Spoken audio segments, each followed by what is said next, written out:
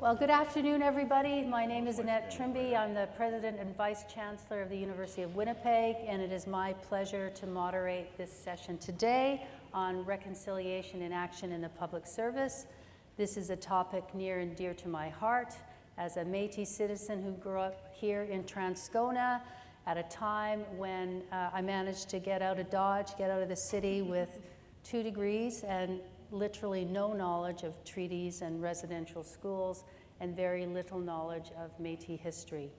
I also was a former deputy minister, and I quite enjoyed, I hope some of you got to hear Loretta Ross and heard about the importance of policy and the impact that policy can have, and also that don't assume as a public servant that all decisions need to be made by the minister, that you yourself have an important role to play. And so as a university president, I also noticed Elder Harry Bone reminded us of the role that universities have played in colonization and the important role we have to play in reconciliation. So I've got 3 incredible speakers here today. I know 2 of them better than the third. First of all, on my left is Kim Baird, and she is the owner of Kim Baird Strategic Consulting, and she is a former elected chief of the Tsawwassen First Nation, and she actually negotiated a modern treaty, and she was the first Indigenous woman to speak in the British Columbia legislature. And we shared a summer together. We actually were on a traveling road show, which maybe she will share a little bit about as she shares her perspective. In the middle is Guy Freedman. He is the former senior advisor for the Truth and Reconciliation Commission and president of First Peoples Group. And today at lunch, he sounded like a proud dad. He's got a daughter that he's just moved into Winnipeg to go do her master's at the University of Manitoba. And over on my far left is Angie Bruce. She knows lots of you, right? She is the founder and president of ADM Planning and Consulting. She's doing her PhD. She's working on a paper right after this. And she had a busy last year as the Natural Resource Canada consultation lead for the Trans Mountain Expansion Project Indigenous Consultation, and she's a former deputy minister in Manitoba. So each of our guests is very committed to their community. I think you will find that they all work with purpose and passion. And I think you will also find that they have a healthy respect for the public service, and they've interacted with many governments, many different provinces. So with that, I'm going to ask them a couple of questions, and they're all really good storytellers, so I hope it comes off as more of a conversation, and I hope they just start talking to one another and we get to witness it. And I will leave some time for questions at the end. So I'm going to start with Kim Baird. She just got off the plane, so she hasn't really got to know the room yet, but I think she's prepared to tell us a little bit about her journey, what motivates her to do this work, because sometimes this work can be quite challenging, and a little bit about her take on the public service in Canada with respect to how the public service is embracing reconciliation. So it's a complicated question. There are 3 parts, which means they can really talk about whatever they want to get us going. Hi, and thanks for inviting me. I'm happy to be here.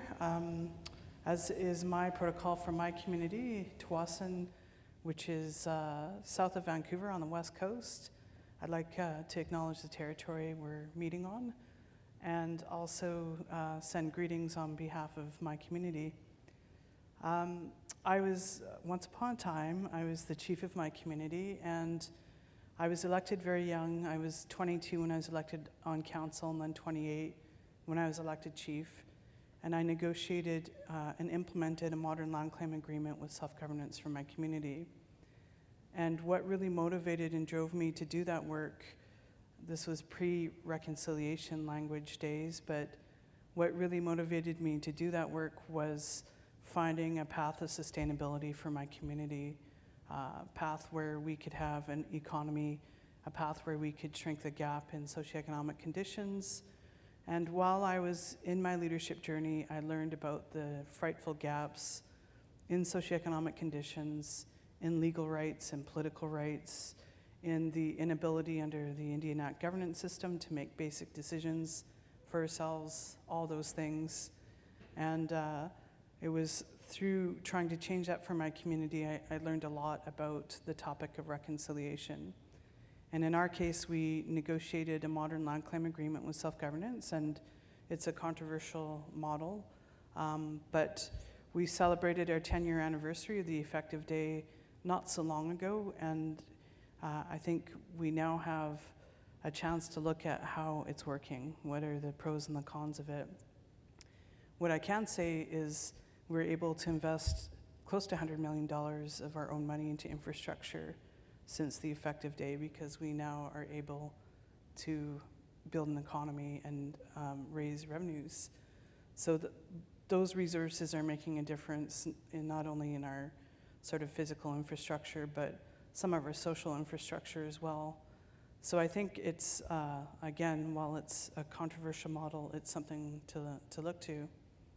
So I was chief for 13 years, and then I wasn't successfully reelected, so I often introduce myself as a recovering politician.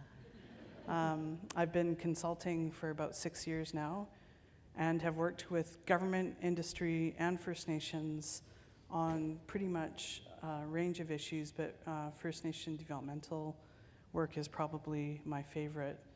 And so on the question of reconciliation, I think the public service has a huge role to play, and I think we're just at the start of what I'd like to think of as an era of reconciliation, where we are just now seeing the art of the possible of what we can do in general society to sort of get us on a different track in this country. So I think I could go on forever. I'll leave it right there. Well, given that some of us were in a room with Loretta Ross just an hour and a half ago, where she gave us Treaties 101 in Canada, I can't help but ask you to explain why what you did was a controversial model. Well, in British Columbia, there were no historic treaties, so we have absolutely no basis other than a modern construct going forward. And whereas, you know, I am no expert on historic treaties, but my understanding, most of them are fairly short, and modern land claim agreements are about 300-page legally drafted documents that modify Indigenous rights, and it's very complicated to advance in our communities, and even more so to get agreement from our communities.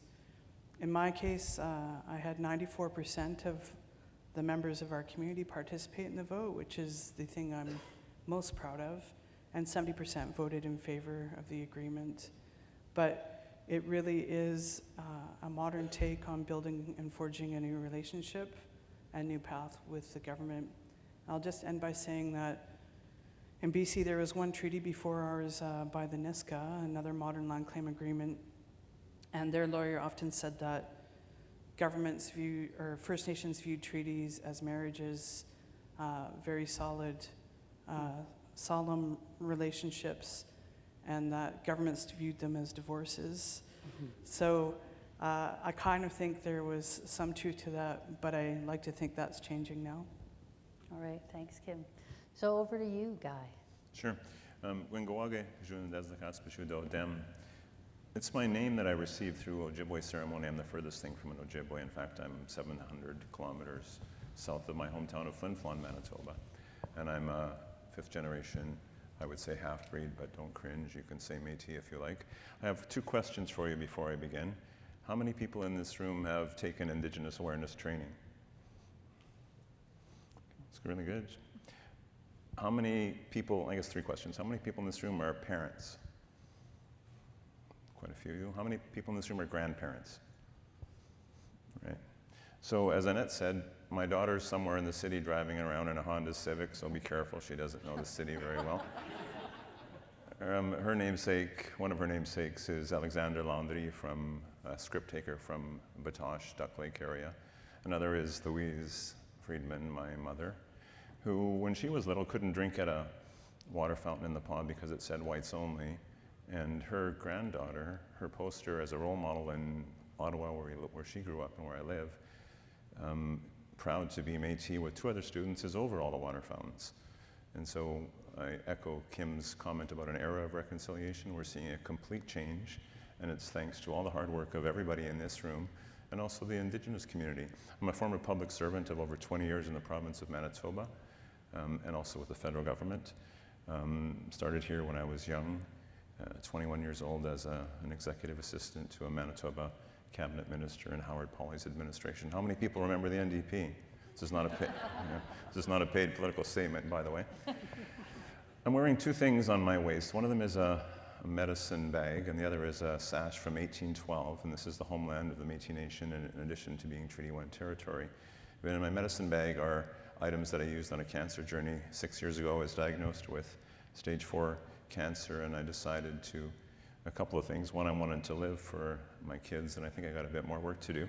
And the second is to honor both medicine societies, the Western one with radiation and chemo, and the traditional societies with items such as medicines that I can't tell you perhaps, but also bear parts, bear grease, birch medicine, and prayer, drum, and song. And so that's an Ottawa hospital story, in the sense that when I walked in and met with the doctor, told him a little about myself, he was kind of dubious about certain things because his last name was Chasen and he was a Jew wearing a yarmulke, and my last name was Freedman and I was Indigenous. So he said we had more in common than we had different, and he put his hand on my leg and said, when you get better, will you help us build a better place in this hospital so Indigenous patients could understand the system and navigate it better. 12,000 people work in the Ottawa General Hospital, and I come from a town of 8,500 people. And so when you have some people coming from the north, and the Nunavut communities are smaller than a few hundred, it's daunting.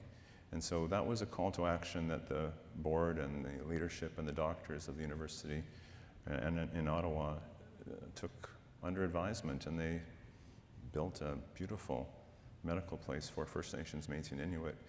They asked me if I would help when I got better, and it took about 2.5 years of treatment to get better. And it's been 6 years now, and I celebrated, you can send them to this organization later, my 60th birthday on August 2nd, so whoever wants to send me a belated birthday present, do so. No, just kidding. So I'm feeling really good. I'm loving working with this country to make a better Canada, and I said I spent 20 years in both the Manitoba Public Service and in the Federal Public Service. Our shop trains, as one of our work items, is sort of an Indigenous awareness training program that is led by First Nations, Métis, and Inuit teachers. And the calls to action for the Truth and Reconciliation Commission of 57 for the public service, and I see about half the room has taken training. And I want to point out this man in the middle of the room from the Canada School of Public Service and formerly at Health Canada, Stéphane Romain, has led the charge in his department of Health Canada before moving to the Canada School. Since 2006, their shop has been training public servants who work with First Nations Inuit Health Branch clients. And now the country is starting to catch up with some of that. And on the corporate sector, Call to Action 92.3 talks about business and reconciliation. And we were engaged by Canadian Pacific Railways this past December to about the end of May to train all of their blue-collar workers on the ground on track. And their trains run from Montreal to Vancouver, as you know. And it was a commitment by their VP of Engineering, Justin Meyer, that said, we need to teach everybody in this company about the great histories of Indigenous peoples when we go through 100 Indigenous communities from Montreal to Vancouver.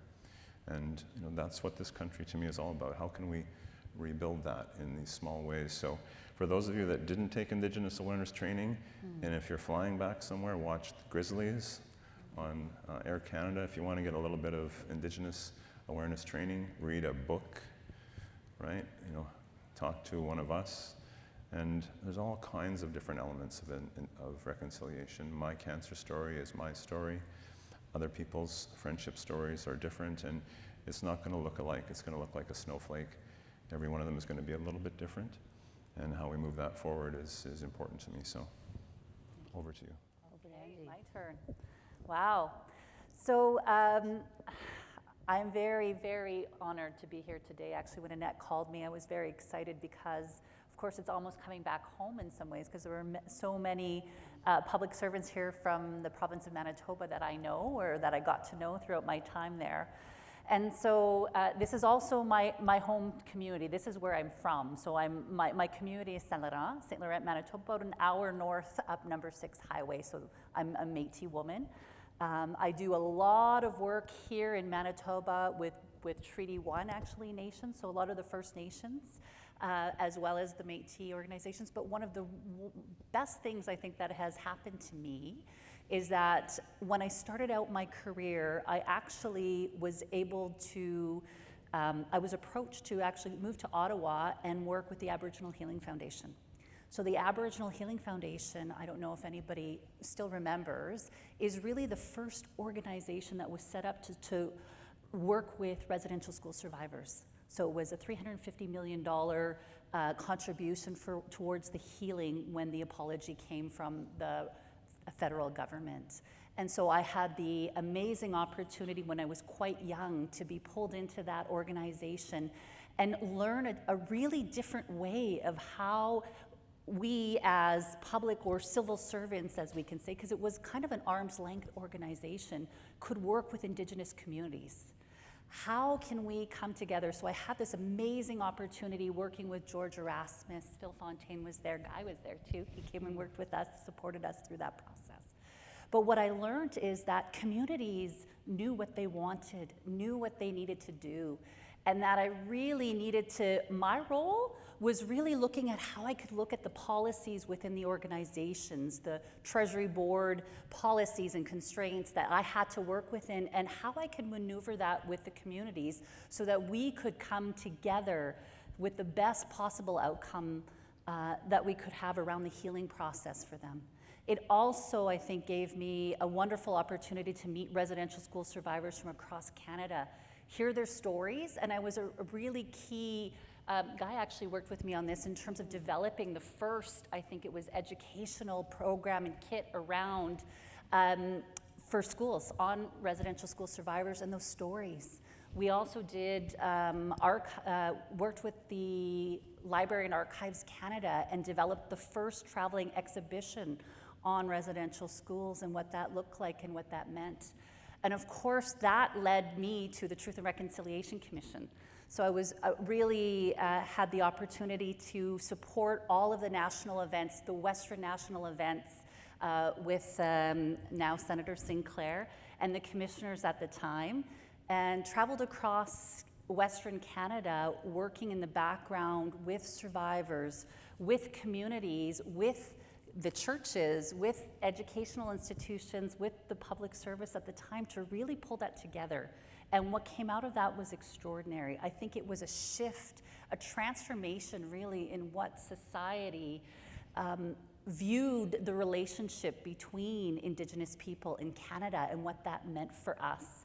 And that really, I think, that grounding, that foundation led me into, I think, the opportunities that I've had since. So coming from that, I came back to Manitoba. I started my own consulting company, so AMR, that was 10 years ago now, and started really understanding that there was this need because there was a disconnect in many ways, and I think you guys can speak to that back then maybe, almost in trepidation between working as a civil servant with First Nations or Indigenous or Métis or Inuit communities back then. It was almost like we didn't understand. We were talking different languages. We were speaking different things at the table, and so it was almost easier to not go there.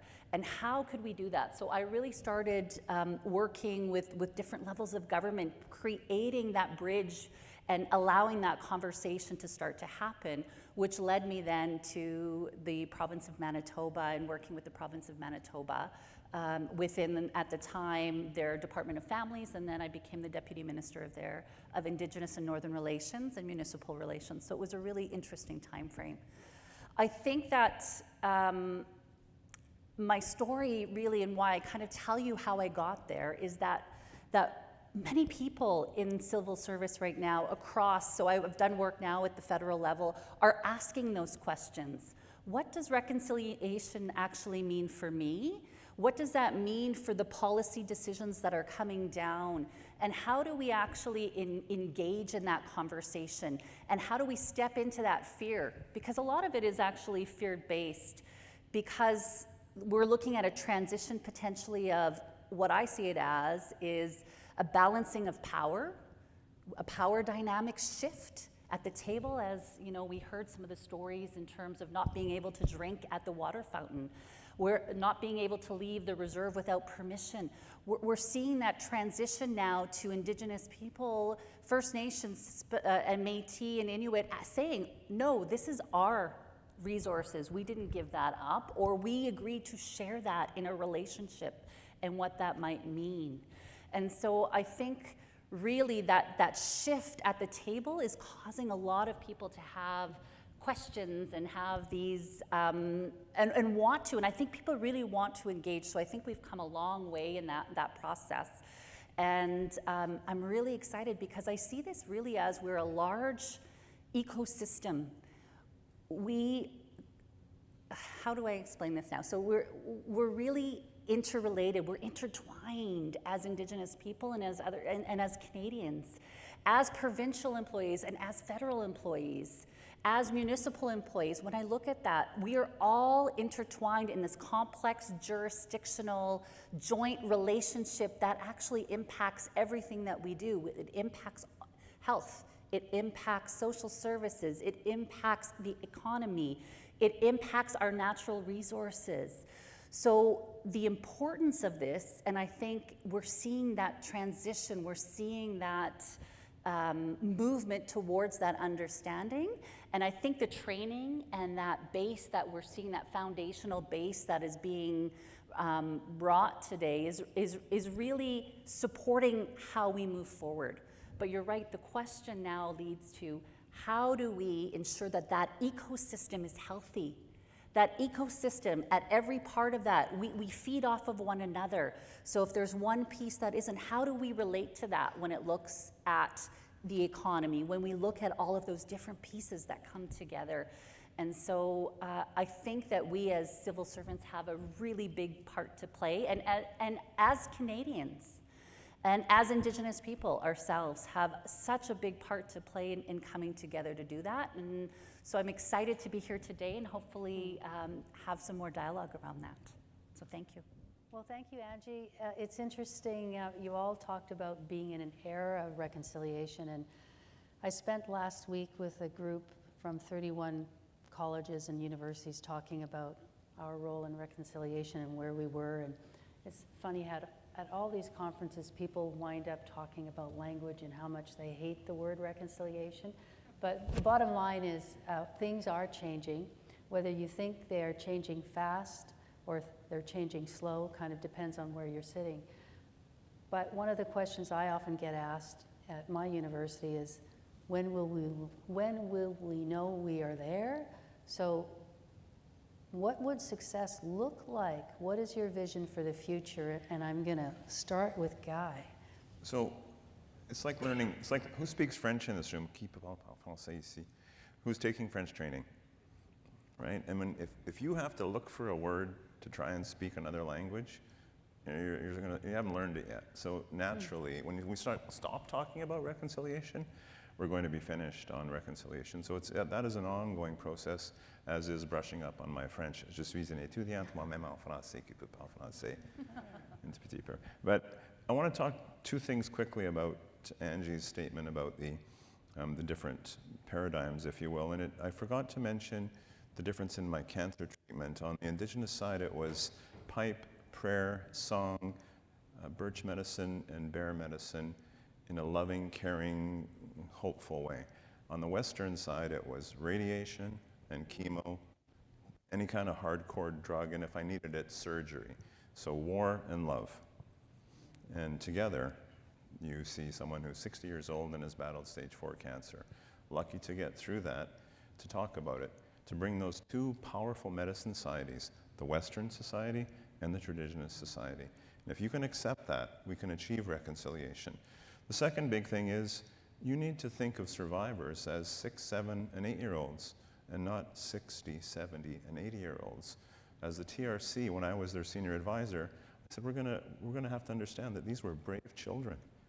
You can't look at a 70-year-old and take off 61 years.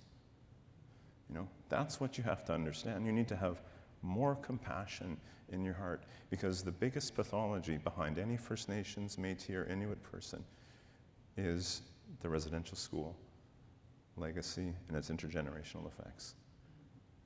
Admit that, understand that, and help us overcome those by engaging both medicine societies.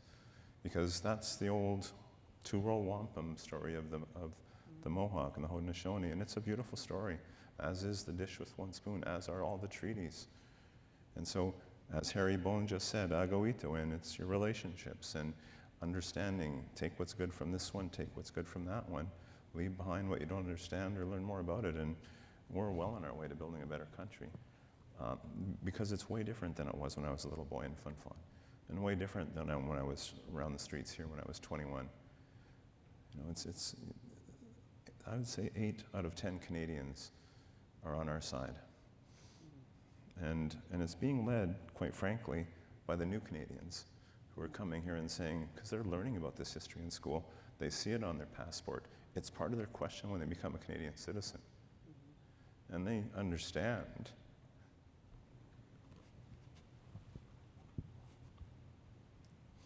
Jim, can you talk a little more about the economic side of reconciliation?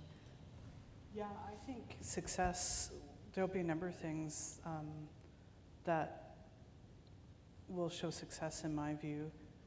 First of all, it'll be the number of Indigenous people participating in discourses and institutions, discourses that impact them.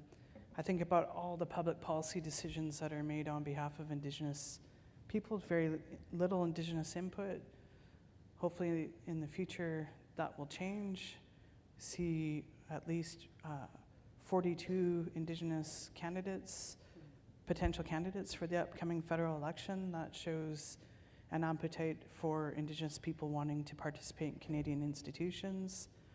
But ultimately, there are all kinds of metrics that we could look at, wellness and poverty and the like, I think that are an indicator as well. There are all those dozens of, if not hundreds of First Nations that want to move away from Indian Act style of governance. They should have the opportunity to do so, although it's complex. So investing in that developmental work, whether it be through governance, economic, or any developmental work, I think will be a wise investment to change some of those metrics and some of those gaps we see. And I don't know, I mean, I think I'm starting to see a shift in my community. There's great pride in our youth and hope for their future now that we have more control over our lives. And so those are the more sort of quantifiable aspects of what I think reaching reconciliation looks like. But ultimately, I think, you know, we seriously lack safe spaces to have these discussions, and that we're going to have to have many uncomfortable discussions about this within Indigenous communities and with the public at large, in my view. Thanks. At the event I was at, they kept talking about the moose in the room, and that was the redistribution of power. Angie, do you want to tell us what success would look like from your perspective? Well, I think that's a really complex, right, question, and it would be different, I think, for every individual. For me, there's a couple of pieces there. One is, how do we support and advocate and be that strength behind the communities to find their own way? It's not for us anymore. And I think communities have been very clear, and Guy and Kim, we've talked a bit about, you know, our communities are getting stronger now. Our youth are going through, they're becoming educated. They know what they want. They know the direction. I think many communities are now taking back, and that self-determination piece, I think, is a big word that's out there in terms of what communities are saying to us. How do we get there? We're starting to get those individuals who can support our community, and communities are proving they have the ability to actually do that, to execute, to get better outcomes, because they're understanding what's taking place at the ground level and really what is impacting them. Maybe I can tell a quick little story, which I think is a very positive change that is starting to take place, to give you a sense of what that might look like in a government setting or for the civil service.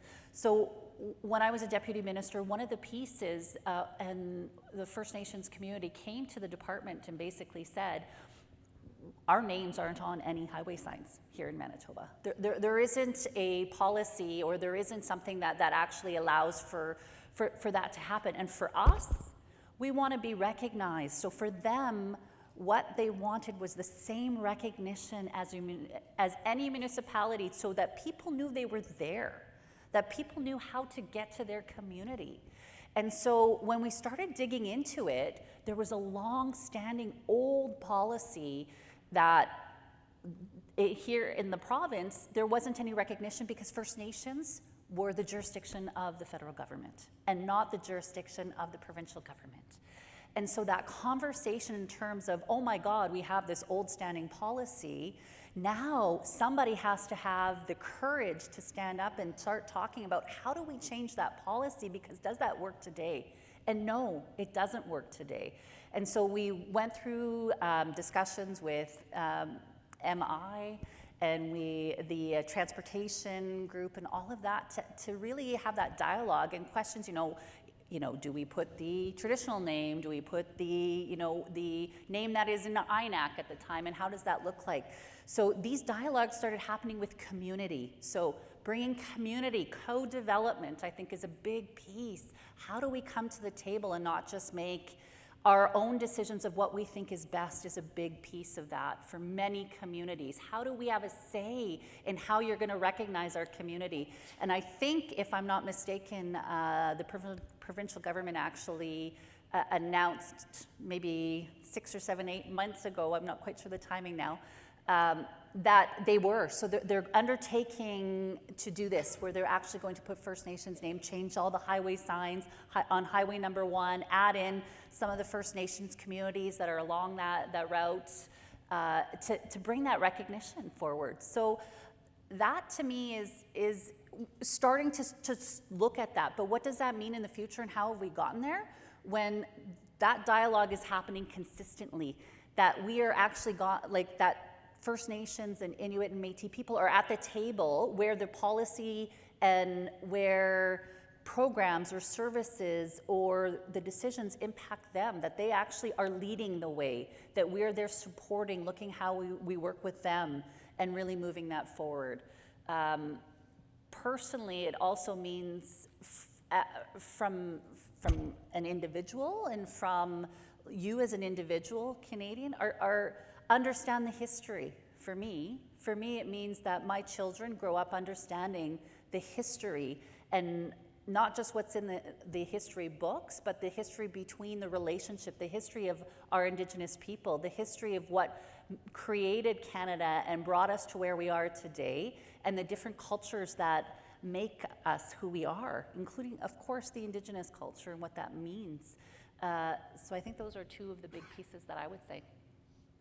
Go ahead, Guy. And Canadian Pacific Railway renamed one of their stops Musqueam, just outside of Calgary, to honor that. That's now the railway crossing stop. I grew up on Athapapaskaw Lake, which means Steep Rock Lake. If you're from Winnipeg, in Manitoba, in Canada, or you flew in from Toronto and work in Odawa in Canada, those are all Indigenous names. We don't even know what they mean, most of us in this country. And we share this city on all this territory with these names. So there's ways of doing that people are discovering. My name that I said to you in Ojibwe was just given to me through spirit work that I had to do through my cancer and other community service. And then it just really means Wolverine, Star, Lynx. And when I say that to someone in ceremony in Ojibwe before we begin, that cuts through every layer of what I need to say, because they know that I'm perhaps part of their family and related or connected through some spirit and vibration that most things were founded on. And the difference between Indigenous society and Western society is that most Western societies that came here have a homeland and can go back to the old country. And the people that are here are right there. There is no old country. This is the homeland. And things, even though it wasn't that long ago when people spoke their languages and practiced their traditions. And so it's easier for us to go back to get those. It's like men when we have to do therapy for we're having psychiatric issues. For us, it's easy to go back as a 12-year-old because I kind of operate all the time. So I can really go back quickly to do my therapy. We have a sense of humor, most of us from the Indigenous community, so on those big serious issues. So, I think this is the perfect time. We're probably midway through this era of reconciliation, and I see nothing but brightness. You heard Annette talk about my daughter who's 23. We have a 26-year-old from BC who's just joining, and her family roots are from Batoche in St. Louis, Saskatchewan. When you meet and work with Cassidy Canaho, you will understand that it's in great hands, the work that we do as a company. We're 100% Indigenous owned, 100% Indigenous staffed. And then 23-year-old Hannah Martin, Mi'kmaq woman from Tatamagouche. These are stars on the horizon. So you don't have to worry about losing a bit of control. It's going into communities that are being mentored and trained by people who are really well and are really smart and who come from honorable societies. And you can say a lot about First Nations, Métis, and Inuit, but we've never went against a treaty or a promise. And my people in 1885 who were taken out with a Gatling gun 29 years later in World War I wore Canadian uniforms to fight against the Germans. Did it again in 39 because that was the deal. Nation to nation, we're with you, we're your allies. And that brings me to nation to nation. I'm a Catholic. I carry a Jewish last name. I know the smallest internationally recognized state on the planet has a population of 840 people, and they're 95% male, and they're all Catholic, and it's the Vatican. And if you can hold up the Vatican to whatever level of power and authority and respect that you maybe once had or still have, why can't you hold up communities, whether they're First Nations, Métis, or Inuit, with that same level of respect?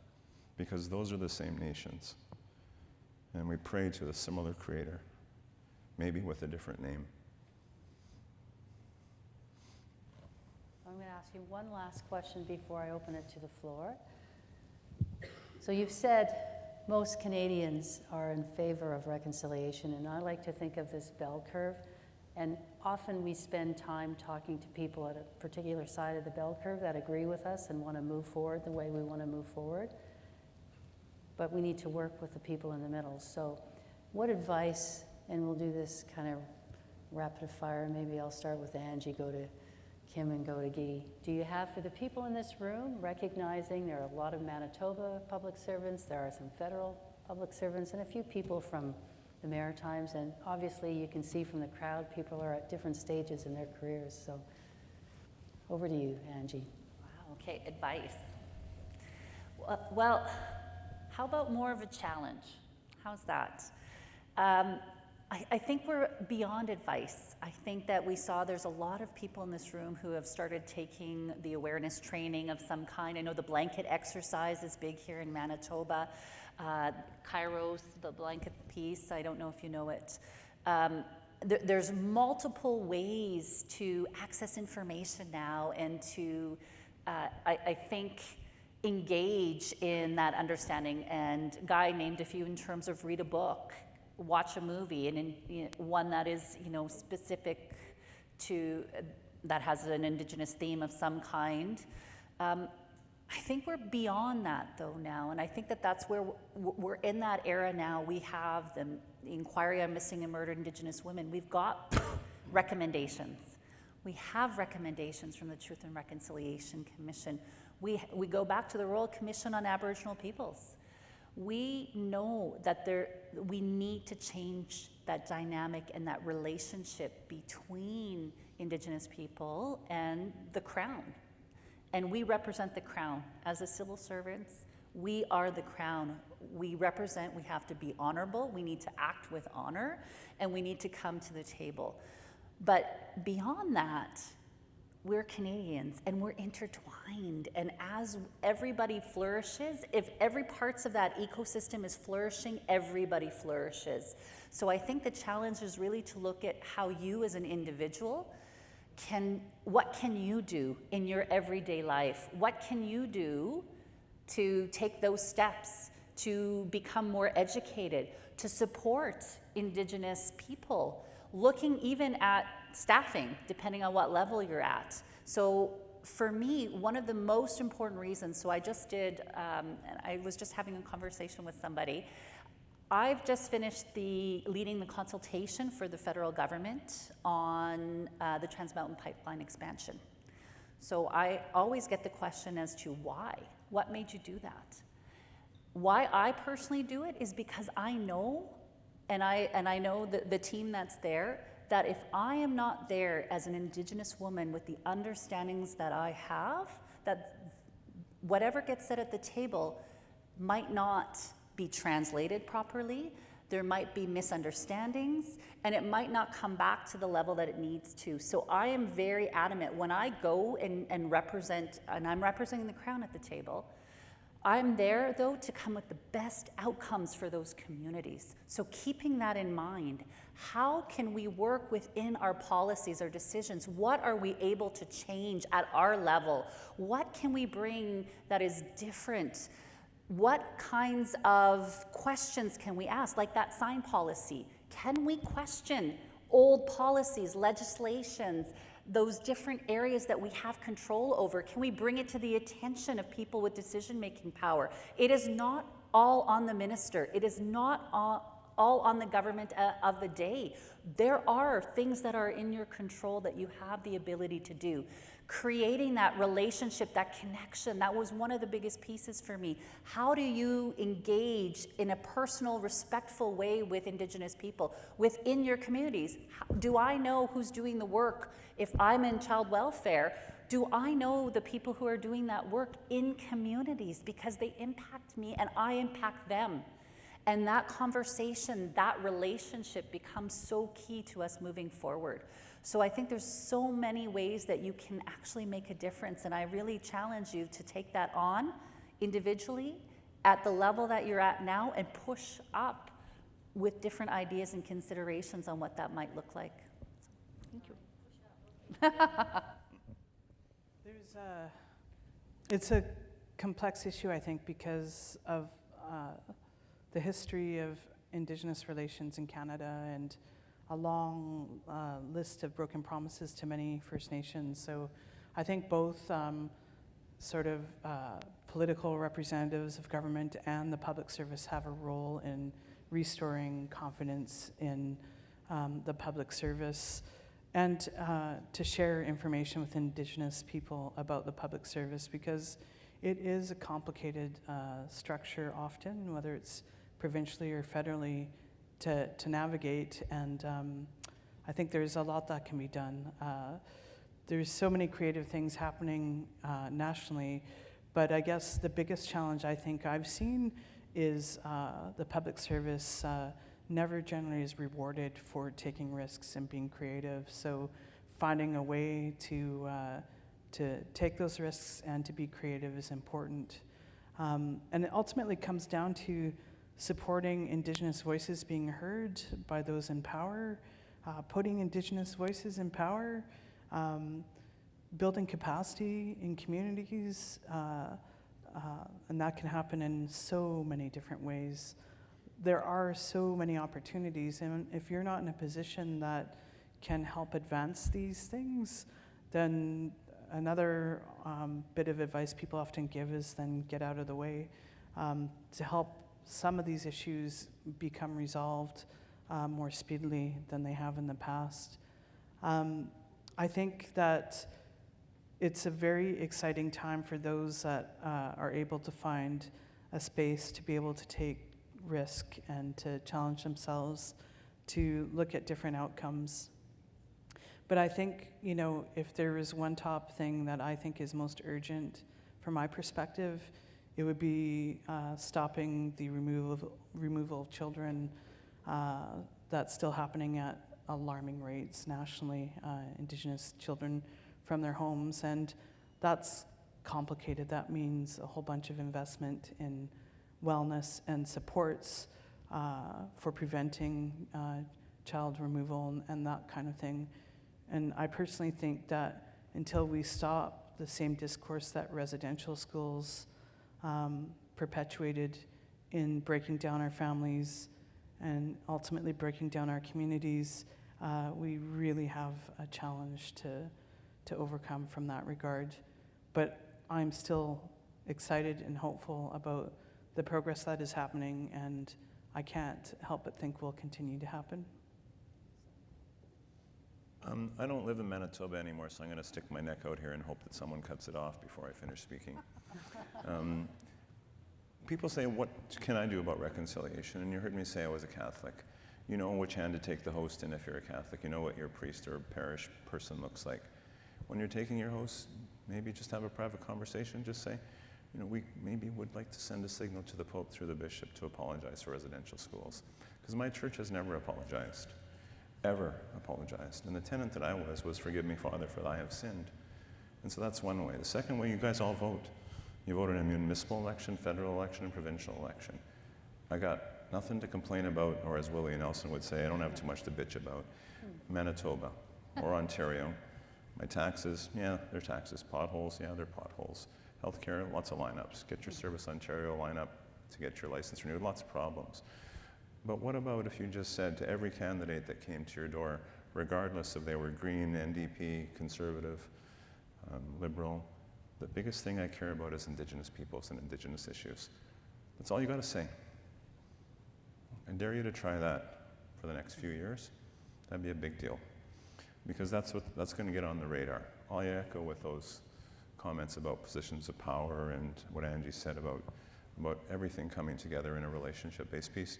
And when I asked you if you had children or grandchildren, one of my teachers is Maria Campbell, and she talks about a new Canada where we can be grandmothers and grandfathers of Confederation. Because of those of you that are parents, I know you're getting, you know, they say when you have a child and it's a baby, it steps on your foot, but when it gets older, it steps on your heart. But when you're a grandparent, you can do no wrong. Now, I look across this room, I see a lot of women, I see people of color. I'm guessing there's some new Canadians, and I know you weren't there in Charlottetown in 1867 with 36 white guys who created 4 provinces. Manitoba isn't one of them.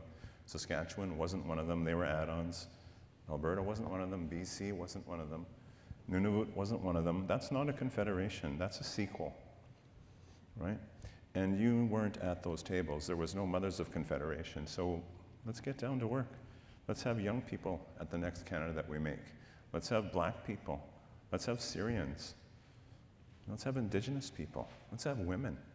Let's have queer people. Because we're all that today. So I challenge you to think of the next part of your life as being a grandmother and a grandfather of a real confederation, and how we can build that inclusive Canada, taking what's good from those 2 strong medicine societies, or 100 strong medicine societies that we have, or how many ever we have. You know, we're all two-legged. That's the big teaching too. And we need to live together on one planet. And you need to believe our people when they say, it's changing, and you need to stop what you've been trying to do and live up to those original laws that maybe you heard Harry talk about or you learned through ceremony. So I know we've got the best country on the planet. Everybody in this room knows that too. Or you wouldn't have been here this long, and you wouldn't have come here from where you came from. And so let's get to work on rebuilding it, Canada 2.0. And that's your challenge. It's my challenge to you. And thank you for not cutting my neck off. Happened once before almost. Hey, you know what? I got 5 minutes left and time for 1 or 2 questions, but before we even do that, how about we give these people a warm round of applause?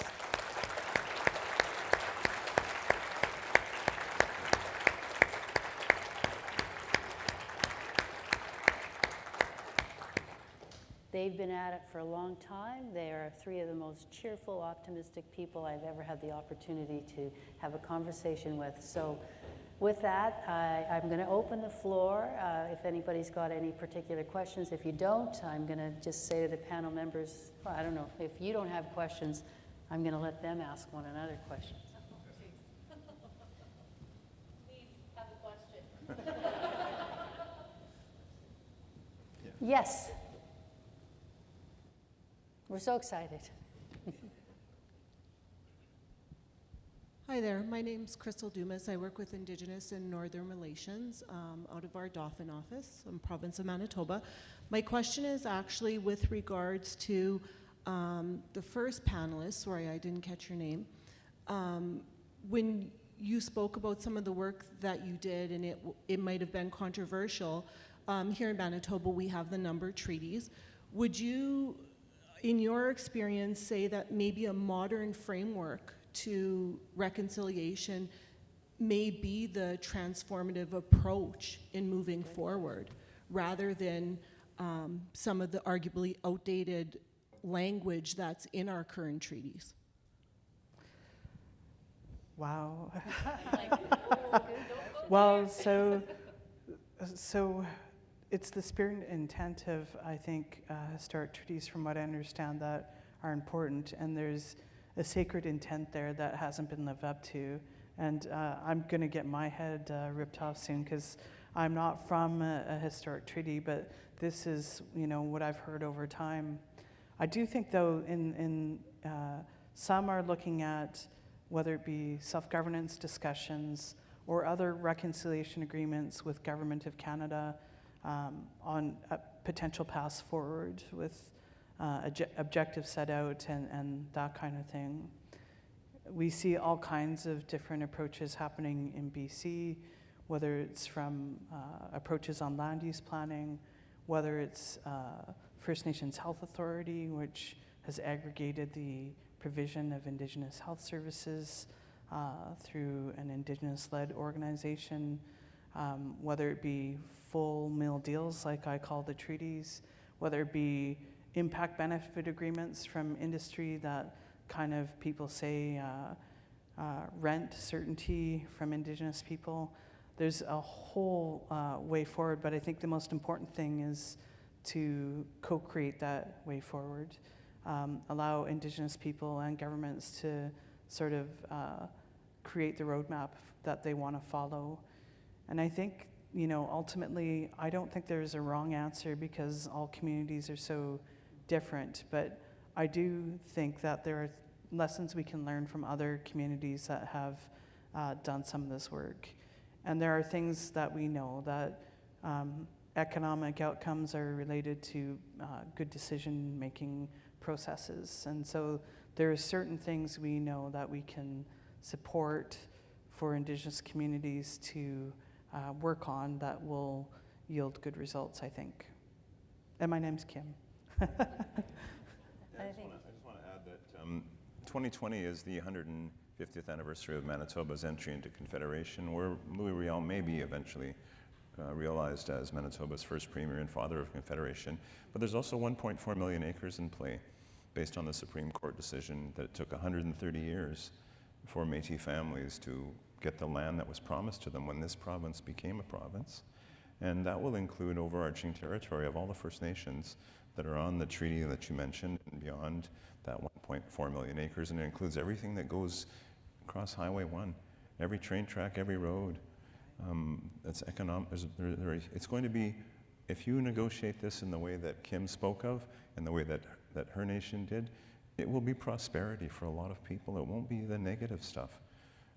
I don't want anything different than the most beautiful province in the most beautiful country than you do.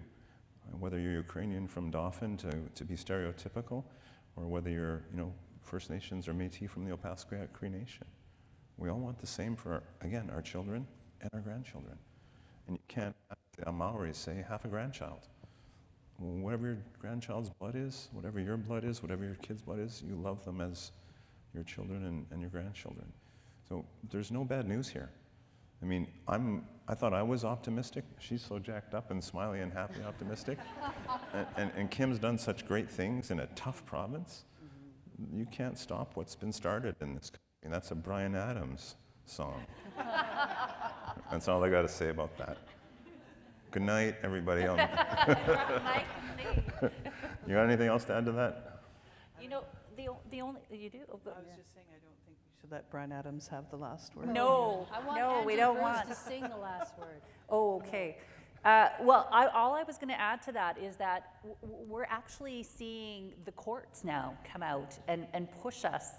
And basically, decisions have come out now that are supporting what the intent of those treaties, those agreements are. So we can't sit back anymore and say we can't come to the table in a partnership, that we actually have decisions now that are in play, precedents that are making governments move forward on things such as these joint resource sharing, such as settlements and all of those different pieces. So I think that would be another piece. I don't think that if you spoke with leaders here in Manitoba, First Nations leaders, I don't know if they want to look at opening up treaties and changing treaties. I think they just want to be at the table and that those treaties be honored in the way that they came to the table with, right? So I think that they hold those very close to their hearts and to their communities. So we're going to end with not on a Bryan Adams song, but with Cher. Okay. My daughter, who's here, not in this room, but she said, "How come you like Cher so much?" And I said, "Look, I know you're like 23 now, but when I was 15, she was wearing almost nothing on a horse, singing a song called Half Breed." And so we can't end on Bryan Adams, but we're going to end on Cher, which is If I Can Turn Back Time, right? Phil Fontaine, I had the pleasure of chairing a big human rights conference here in Winnipeg about maybe 10 years ago. And they asked Phil, this guy from the DND got up wearing full uniform and said, "I served all over my country, for my country all over the world. And I learned only recently about the residential school and other things, that, treaty that wasn't lived up to, et cetera. If you could do one thing different, what would it be based on your learnings as national chief?" He said, "I suppose we should have had tougher immigration policies." Right? And so that's what this is about. A new Canada with new policies for all the people that are here. Because everybody's here. And nobody's going anywhere. And I love my country. I used to think more than everybody else. But every time I meet somebody, they love it as much as me. And that's the beauty of this country. We've got the best of everything you hear your elders talk about. We've got the best lakes, the best rivers, the best birds, the best bears, the best butterflies, the best everything, the best fish.